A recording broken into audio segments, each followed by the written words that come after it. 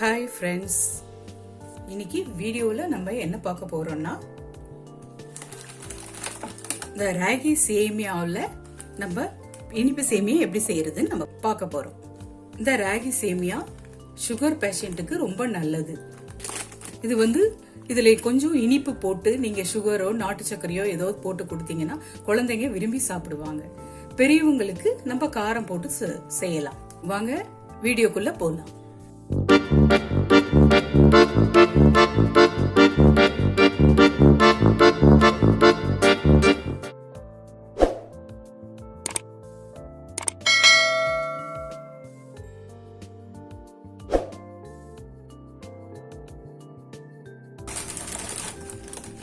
இந்த 2 பாக்கெட்டை நம்ம கட் பண்ணி இதுல போட்டுடலாம்.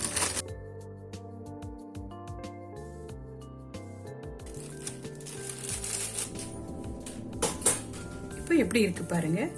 இதுல நம்ம தண்ணி ஊத்தி இது 3 to 5 minutes நம்ம ஊற வச்சிடலாம்.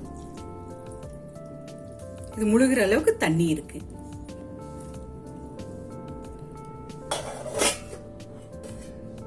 பாருங்க, நல்ல 3 minutes ஊறிடுது. இந்த தண்ணியை வடிச்சிட்டு நம்ம இப்போ வேக வச்சுக்கலாம். இப்போ இது ஊறின தண்ணியெல்லாம் நம்ம வடிச்சு எடுத்துடலாம்.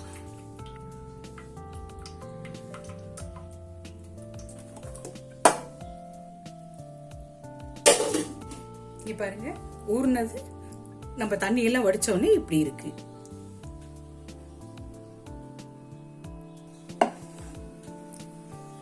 இப்போ இத நம்ம வேக வச்சிடலாம். ஒரு இட்லி பாத்திரத்தை நம்ம ஸ்டவ்ல வச்சிடலாம். ஸ்டவ் பத்த வச்சிட்டோம். இப்போ அடியில தண்ணி ஊத்தி ஒரு தட்டு போட்டு வச்சிட்டேன். இது மேல ஒரு வெள்ளை துணி, இப்போ ஊற வச்ச சேமியா,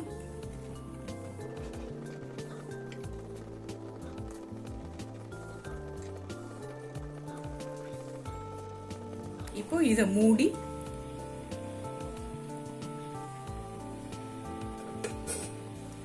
நம்ம ஒரு 3 minutes மட்டும் வேக வச்சு எடுத்துடலாம்.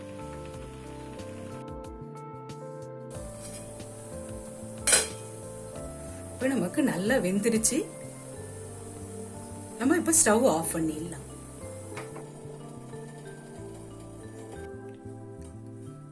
இதை எடுத்து வேற ஒரு நம்ம பிளேட்ல மாத்திக்கலாம்.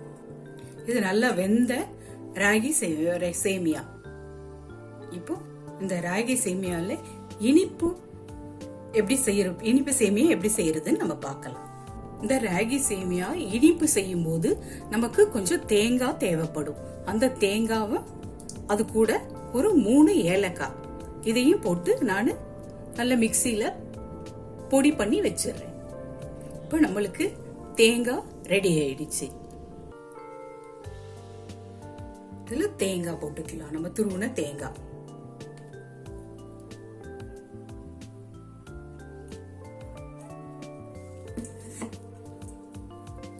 இதுல 2 ஸ்பூன் நாட்டு சர்க்கரை. பெரியவங்களுக்கு 1 ஸ்பூன் குறைச்சுக்கோங்க. சின்ன பிள்ளைங்களுக்கு நீங்க சுகர் கூட போட்டுக்கலாம்.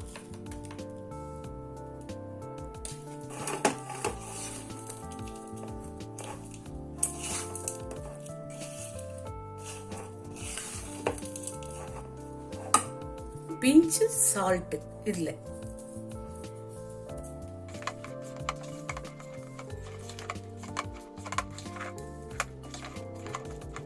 இப்போ எவ்வளவு அழகா குழந்தைங்களுக்கு பிடிச்ச மாதிரி ரெடி ஆயிடுச்சு பாருங்க. இப்போ இதை நம்ம பிளேட்டிங் பண்ணிக்கலாம். இப்போ நமக்கு இனிப்பு சேமியா ரெடி ஆயிடுச்சு. ஜாலியா சாப்பிடுங்க, சந்தோஷமா இருங்க.